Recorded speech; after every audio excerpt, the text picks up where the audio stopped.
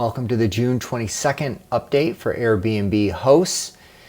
Today we're going to be talking a little bit about contract law. It's really important to me as the attorney representing hosts to empower the host community by providing information, by educating about not only COVID-19 refund and your rights as a host to seek damages for the refunds that were provided by Airbnb against your strict cancellation policies, but also to understand the principles that we are going to need to think about in order to effectuate long-term change for Airbnb, to change the ecosystem, to empower hosts, to provide hosts a seat at the table so that we can effectuate change. By acting collectively, we can effectuate change through these arbitrations and through advocacy in order to bring the ecosystem back into balance, to remind Airbnb that without the hosts, there is no Airbnb. And Airbnb knows this, and they account for it. They've just lost sight of the basic principle that they need hosts to use the platform in order to succeed. They have simply shifted too far in favor of their own bottom line, their own IPO valuation, and they are preferring to simply do whatever they want, that in a way that's just simply best for Airbnb, disregarding hosts and guests along the way. So let's jump in with some basic contract issues. The topic for today is how Airbnb manages to ignore basic contract law. And this is important because this is one of the things we're seeking to change. We are seeking to make Airbnb accountable to the contract that they enter into under the terms of service, to be transparent with regards to that accountability, and to keep their hands off the contract between the hosts and the guests for the reservation for the rental agreement. All right, so let's get some context here. Why is this important? Contract law is critical for society and commerce in general. We're going to talk a little bit about why contract law is important. We're going to talk a little bit about why accountability and transparency and consequences, those three things, accountability, transparency, and consequences, are the keys to contract law and how they have been really diminished and how Airbnb has lost sight of these three key principles of contract law. We're going to talk a little bit about the contract law basics so you can understand why it is we believe we can win these arbitration claims. We're going to talk a little bit about the short-term rental sharing economy basics and how that interplays with contract law. We're going to talk about whether or not contracts really even have any meaning in the Airbnb ecosystem as Airbnb approaches its customer service interactions, its refunds, and other issues that are supposed to be governed by contract law, but instead really amount to Airbnb simply doing whatever it wants, whenever it wants. Okay? We're going to talk a little bit about how all these other internet companies have gotten the memo. They've changed in the last 3 to 5 years. They've gravitated towards user rights, transparency, and accountability, but Airbnb has not. They are one of the few big platforms out there that is going in the opposite direction, that is violating user rights and doing so thus far with virtual impunity. Okay, so Airbnb didn't get the memo apparently about how the internet is changing, how users are standing up and are being accounted for, how user rights are not only gaining legitimacy because users are acting collectively, but because regulatory agencies and governments are getting involved to regulate these industries in favor of consumers.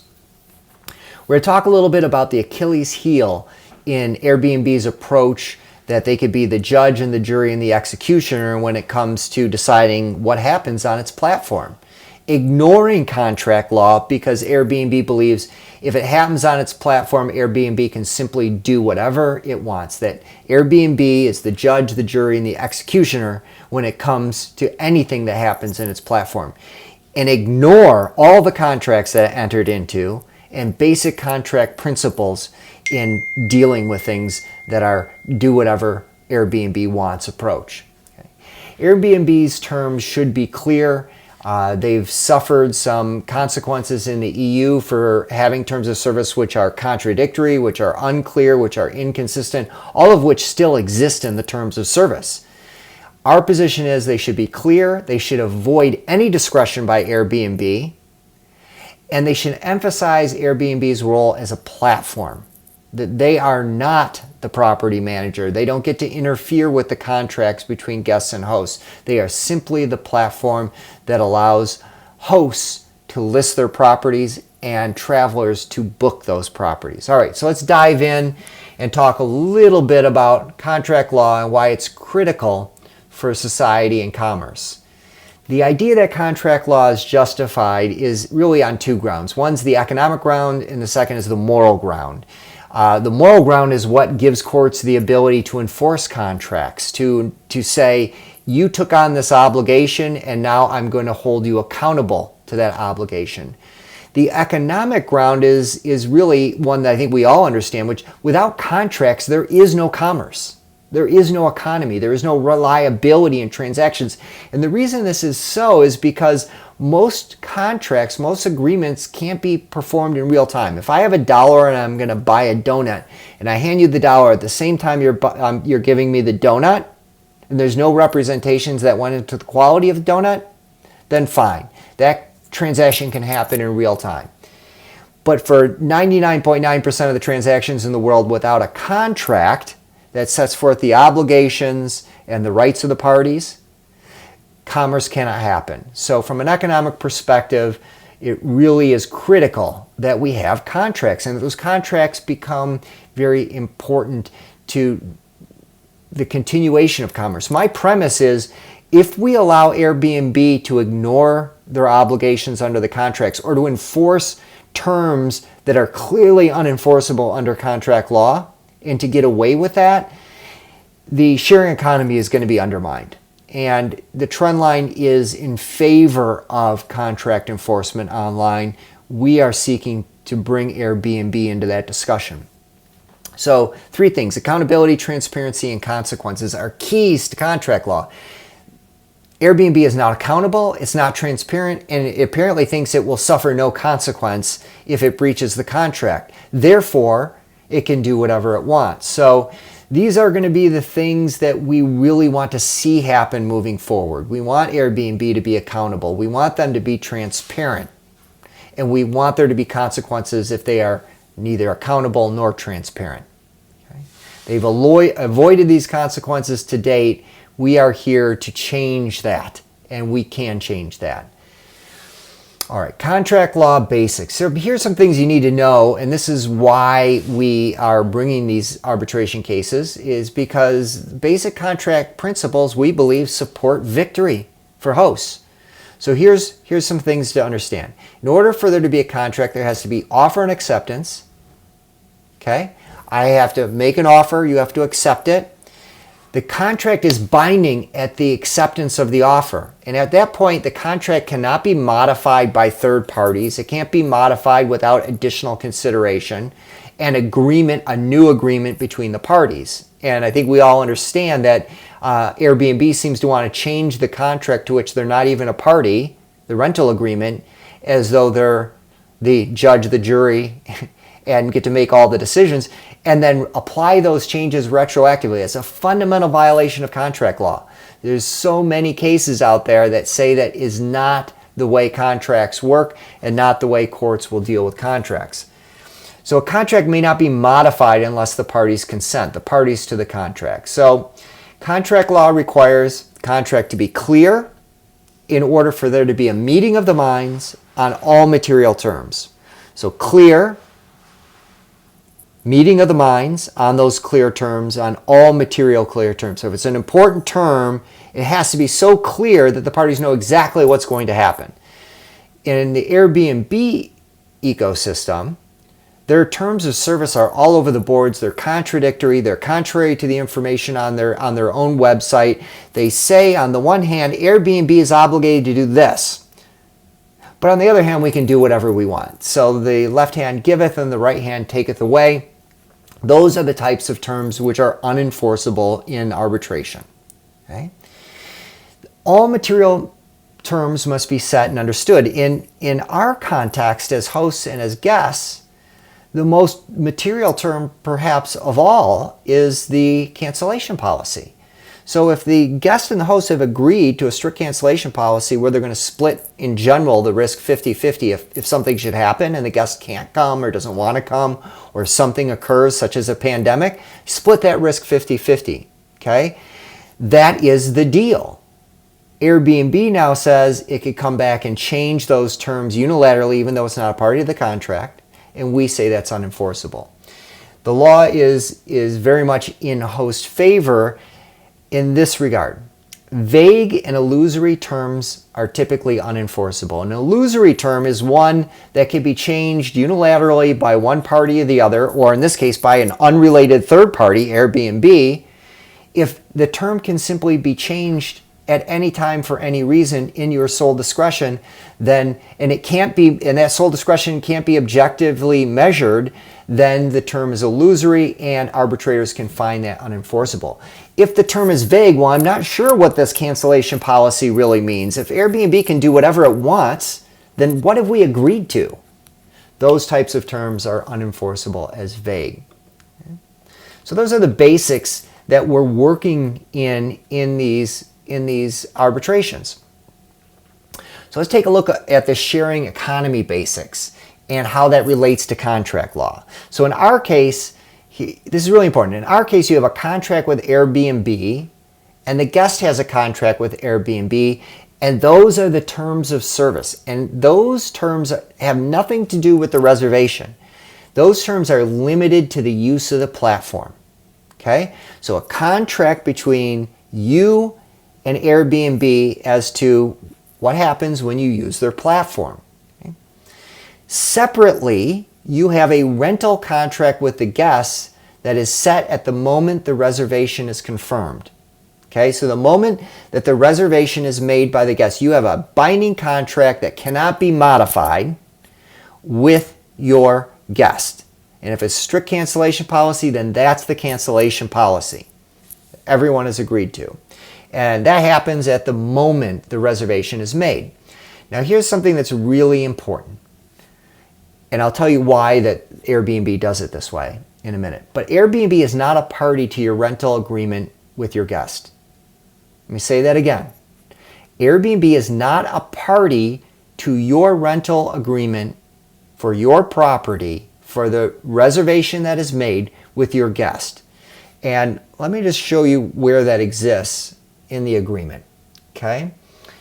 So if we look at 1.2, you'll see that Airbnb is very clear that it's just a platform, right?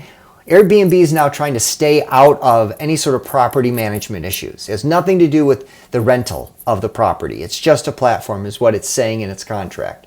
It doesn't own, create, sell, resell, provide, control, manage, offer, deliver, or supply any listings or host services. Think about that for a minute. In its own terms of service, it is saying it has no right to interfere with the reservation between the guest and the host. It has no discretion because it doesn't provide, control, or manage. If it's going to be determining whether or not a refund is provided, then it is doing property management, right? It doesn't offer, deliver, or supply any listings or host services. Well, your essential host services are to provide the property on the date that the reservation is made and that the property be as depicted in the pictures in the listing. If you as a host make good on that promise, then there's nothing that can happen with that reservation as far as Airbnb is concerned, because you have agreed to provide that property on that date at that time. The guest has agreed to pay under your cancellation policy if, in fact, you provide that property on that date and at that time. Airbnb's role with regards to the money is to simply hold it to the payment schedule and make sure that you provide that property as listed on the date and time provided. That is it. So here's the thing. When members make or accept a booking, they are entering into a contract directly with each other. When the host and the traveler make or accept a booking, they are entering into a contract directly with each other. Airbnb is not and does not become a party to or other participant in any contractual relationship between hosts and guests. Nor is Airbnb a real estate broker or insurer. Airbnb is not acting as an agent in any capacity for any host or any guest, except as specified in the payment terms. Those payment terms being, you have to provide the property as listed on the date and time. They have to pay, and the payouts occur under the payment terms. Okay? So that is what they say in the terms of service. The reason they say that is because they're always battling municipalities and cities over whether or not Airbnb should have to participate in the regulation of listings to make sure they comply with local municipal zoning laws, etc. And Airbnb says, no, you can't do that because we're just a platform. We have nothing to do with the contract, the reservation, the listing, the rental contract between the host and the guest. So you can't make us do anything. We are not involved in that contract. And yet here we are today, where they're not only involved in your contract, they're completely in control of your contract. And they say they can change your contract, act as a property manager at any time and change the terms. So these are inconsistent terms. As we've already discussed, basic contract law doesn't allow inconsistent terms, doesn't allow vague and ambiguous terms which say you can do, or some third party can do whatever they want. So this becomes really important. And this is really important for all sharing platforms, is they need to stay out of the contracts, which is why you've got Booking.com and VRBO who allow the guests and the host to contract and don't say on the one hand, we're not involved in the contract, we have nothing to do with the contract, and on the other, want to control everything about the contract, make the contract illusory by simply saying the actual contract is whatever Airbnb decides, whenever Airbnb decides it. So do contracts have any meaning in the Airbnb ecosystem? There's disproportionate market power here, and that's how these platforms have gotten away over time with having these click-wrap terms of service where they're adhesion contracts, right? You can't negotiate, you can't change any particular sentence or word in the terms of service. It's an adhesion contract. It's controlled by Airbnb. And here's the trick. It's a take it or leave it agreement. And so when Airbnb enters into these contracts, it's not saying I'm going to abide by the contract or the terms. It's saying I don't care if I abide by it. You can't make me. If you don't like it, go somewhere else. And that violates not only basic contract law, but undermines contract law, undermines the very foundation of how our economy works, undermines the very basics of how the internet companies and internet commerce will continue to grow. If we allow this to continue, we are undermining the internet economy. We are undermining the sharing economy. So yes, platforms dictate terms. And where we've ended up is that many platforms haven't or don't care if the terms are enforceable. They purposely drafted the terms to favor the platform. And the only ways that things change is if a regulatory agency pushes back, typically because the users act collectively to push back, or there's government hearings on a data privacy breach or something else, right? So privacy, antitrust, consumer protection. In our world, we're talking about consumer protection. You're a consumer. You're a user of the platform. Even if you're a business, you're a consumer with regards to Airbnb and the use of the platform. And what we are talking about here is putting in place more of the consumer protection laws that exist in California, in Ireland, and elsewhere, and forcing what the regulators have not yet forced, and that's accountability and transparency and clarity. Okay?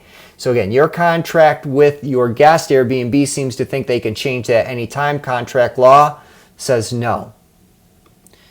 So Airbnb's approach to the terms of service, approach to how it handles refund requests and the rest, is undermining contract law. And why do they have it? Why do they have terms of service? Well, they do it as a marketing ploy. It's marketing language that sometimes amounts to consumer fraud. It says, here's all the things that we're going to do, but only if we want to, right? So they get the host to sign up to the platform because they market to you that you can control your cancellation policy, that they have nothing to do with the contract between you and your guests, that you can build a business model and take on debt and liability because you can control the cancellation policy. Great marketing. But on the back end, secretly, after you get into this relationship, after you make these investments, you find out that Airbnb's real position is, in their sole discretion, they can do whatever they want. So let's take a look at that. If we take a look at what Airbnb is saying in response to the arbitrations, they're saying under 9.5 of the Terms of Service, it says in certain circumstances, Airbnb may decide in its sole discretion that it is necessary to cancel a pending or confirmed booking. Wait, I thought they had no involvement in the contract, the booking contract. And now they're going to, in their sole discretion, may decide to cancel that contract or change that contract as though they're a party to the contract. And then they could say they can initiate corresponding refunds, right? So the extenuating circumstances policy we say is completely unenforceable. And specifically the COVID-19 modification is unenforceable. And where Airbnb believes in good faith while taking the legitimate interests or other circumstances that it can for any reason award a refund or change your contract, right? And so that's their legal position, and that's great because the law, we believe, says that term is unenforceable, right? And then, of course, they rely on the Terms of Service, the extenuating circumstances policy, which they say and represent says, and one of the extenuating circumstances is epidemic disease. What they don't tell you is it isn't. This epidemic disease was excluded from the policy up until March. So all the reservations before March, epidemics were excluded from a reason for canceling or providing a refund. So even if the extenuating circumstances policy is held valid, it specifically precluded epidemic disease. It included endemic only disease, which is something completely different than epidemic. So why did they change the wording of that policy? Why did they hide that change? Why didn't they do what they're required to do and provide you 30 days notice before any change? Under what theory are they now changing the policy and applying it retroactively to existing contracts to which it's not a party? Okay? So these are the types of things that we're focused on in your cases. Okay? So how does Airbnb get away with basically being unaccountable and not transparent under its own terms of service? It does this by taking away your remedies. It says no collective action in arbitration, which would be like a class action in arbitration, and no class actions in court. By limiting your remedies, the worst that can happen from a single arbitration award of negligible money damages is nothing to Airbnb. Now, assuming they don't settle it like they love to do along the way, so there is no decision, even if an arbitrator makes a decision saying that their terms are unenforceable, that damages need to be awarded to in a specific instance to a host, what does Airbnb care? How is that any incentive or provide any accountability or consequence to Airbnb to force them to live up to their contractual obligations? And the answer is, to date, it really hasn't. Now, we've figured out how to change that dynamic, right? If the consequence is contract enforcement, right? If the only remedy you have is leaving the platform, the dominant platform for short-term rentals, then that's not adequate, that's not appropriate, and it's not required. You shouldn't have to leave the platform you helped build and create with your risk and your investments. And when we talk a bit in a minute, we're going to talk about why this concept of taking away your remedies has worked to date, but why it won't work in this instance. All right, so many internet companies, and we represent internet companies, so many of our clients and many internet companies, many of the biggest internet companies have changed dramatically over the last 3 to 5 years. There's so many examples where all of a sudden users of platforms have demanded change, where their government representatives, their legislators, and their regulators have demanded change on behalf of users. And of course, you've got Facebook and Cambridge Analytica, where Facebook's attitude before that was, yeah, trust us, we could do whatever we want. Terms of service essentially allow us to do whatever we want, right? And even though the terms of service did allow them to actually provide Cambridge Analytica the vehicle to violate your privacy rights, they never even made that argument to Congress because they knew undermined their entire credibility. That if they relied on the legal arguments that we see the lawyers making in this case, none of this is what Airbnb said, by the way, when it provided refunds. None of this. Because even it knew that it couldn't sell this, we can do whatever we want. That would undermine their IPO valuation, perhaps destroy the company, and isn't likely enforceable, right? So you have privacy examples, you have all the controls that Facebook is now baking in to its platform to give you control, to be transparent about what's collected, to allow you to delete it, to get an inventory. You've got GDPR in Europe that has provided all kinds of data rights as human rights to EU residents. You've got Apple coming out against Facebook and emphasizing that Apple's policy is that your data belongs to you and that they will not violate your data. Think how much personal information that it has on your iPhone. And yet, rarely, if ever, do you hear about your data finding its way from your use of an Apple device, a Mac device, to some third party, because it respects your data. It got the memo. It's making changes. It's getting better, more user-centric, more user rights, right? And of course, Google is providing tools all the time to make your data private, to give you privacy. The trend line has been overwhelmingly in favor of users.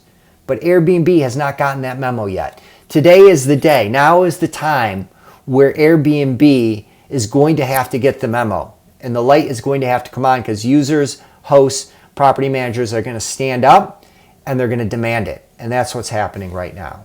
Okay? So Airbnb is essentially disrespecting the user rights and its own obligations as well as contract law. It's actually going in the wrong direction. It's doing whatever it wants even more than it ever has before. As it moved towards an IPO, everything seems to be filtered towards, well, what's best for Airbnb? Let's just do that. We said we wouldn't do that in the terms of service, except for this little term over here which says we can do whatever we want, right? So it's going in the wrong direction. It's not accountable. It's not transparent. It's not gravitating towards user rights. And the IPO, I believe, is the big driver there because everything's about adding dollars to the bottom line as they try and hit that valuation. They've lost their way. Airbnb, Brian, has lost its way, right? It's all become about the numbers, and the numbers are not the thing that are going to provide long-term success for Airbnb. If you take a look at purely short-term IPO valuation, you're going to fail over time. So the Achilles heel for Airbnb's judge, jury, and executioner approach to contract law is that while individual arbitrations may not register or cause a change, individual arbitrations filed collectively can. It's the choke on this approach. You want individual arbitrations? Try 10,000 individual arbitrations. Try hundreds of millions in just arbitration and transactional and attorney's fees, in addition to billions of dollars in liability, right? So if we act collectively, if we encourage other hosts to get involved, to get educated so they can make their own decision as to whether or not they want to retain counsel to file arbitration or use 10,000hosts.com to file their own arbitration. Over the next 12 to 18 months, our goal is to get to 10,000 hosts, and I am confident we can get there. Keep pushing the message, keep educating hosts so they know their rights, pushing the message why this is important, standing up collectively to Airbnb for their own good. So Airbnb hosts acting together are bigger than Airbnb. We can impact their public relations in the news cycle. We can remind Airbnb of the importance of hosts. We can create new competition, which is already happening because of these COVID-19 refunds, creating new competition for short-term rental hosting platforms, which market forces will drive Airbnb to come back into balance. These arbitrations will affect Airbnb's IPO valuation. If Airbnb's relationship with hosts remains as bad as it is right now, and they keep extending the COVID-19 refund policy because they see it as a way to get rid of the strict cancellation policy, which they've never liked, even though they signed you up saying that it would apply, it's going to affect the IPO valuation. So that's going to be very important. Look at the rating system that everyone lives by, the guests and the hosts. That's the thing that encourages hosts to provide great customer service, to be better, to be the best they can be. We don't need any more than that. We don't need Airbnb telling us whether or not a refund is going to happen despite the thing that we already agreed to with our guests. We don't need Airbnb to be big brother, to control our life, our contract, and to put our investment dollars at risk because they decide it's in Airbnb's best interest to do so. So they should stay out of the property management business, and they should abide by paragraph 1.2. Airbnb does not create, sell, resell, provide, control, manage, offer, deliver, supply any listing or host services, nor is Airbnb an organizer, retailer of travel packages. When members, hosts, and guests accept a booking, they are entering into a contract directly with each other. Airbnb is not a party or participant in that contract. If Airbnb is not a party or participant in the contract, doesn't control, manage, or deliver any of the services related to the listing, then it has no right to change the listing contract, the rental contract between hosts and guests. All right, so Airbnb's terms should be clear. This is what it's all about. And this is what the EU has already decided. This is what we're going to try and get regulatory authority in the US and at the state level, the attorney generals, the consumer protection agencies to get involved. Because the Airbnb terms of service are a train wreck. They're fraud. They tell you all the things you want to hear as though it's marketing language. And then the lawyers have drafted a backdoor on everything, which allows Airbnb to simply do whatever it wants, to act as judge, jury, and executioner, as God, as big brother to your contracts. You're making huge investments in property. Everyone is putting so much on the line for the sharing economy. And these agreements, these rental agreements, capture that. The material terms of the contract, the offer and acceptance. Airbnb cannot modify your contract as a non-party to the agreement in its sole discretion for whatever reason it chooses. It's a basic principle upon which we're building these arbitration cases. Okay? So not only should the terms be clear, but they should avoid any discretion and emphasize Airbnb's role as a platform. All terms that are not clear are unenforceable. All terms that provide discretion to Airbnb are unenforceable. All terms that allow Airbnb to interfere with hosts and guest contracts should be unenforceable. All terms which provide Airbnb the right to change the terms and apply them retroactively should be unenforceable. Simple as that. Simple as that. So whatever Airbnb's lawyers say about the little backdoor language that they've worked in there, that's contrary to the marketing language and contrary to contract law, right? We're saying unenforceable. And yes, Airbnb has gotten away with this to date. COVID-19 and the COVID-19 refunds provide hosts an opportunity to act collectively in arbitration to change that, to change the game. Accountability, transparency, and consequences, the foundation of contract law. Let's stand up not only for our own contract rights as hosts, but for contract law in general. Because you know what? If we can make a difference here with Airbnb, then all these click wrap agreements and all these terms of service and all these little backdoor provisions that lawyers put in there, all of them will become unenforceable.